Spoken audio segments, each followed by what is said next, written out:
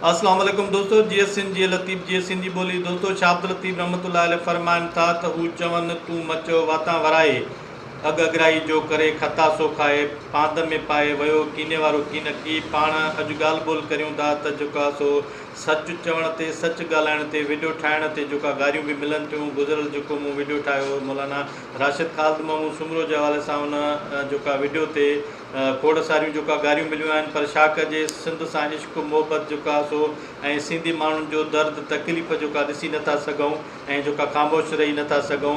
ऐं एतिरो चवंदुसि त सिंधी माण्हुनि जी बदीअ में मुतहद ऐं मुनज़िम थियण में जेका फ़ाइदो आहे, धारियुनि जे पोयां जेका सो न लॻो, छो त धारियुनि जे जेका सो सिंध तरजीह में ई शामिलु न आहे। ऐं तव्हांजे जेका सो अॻियां खोड़ सारा मिसाल आहिनि। ऐं त इहो चवंदुसि त बिलावल ज़रदारी ऐं राशिद महमूद बि मुंबर लॻंदा।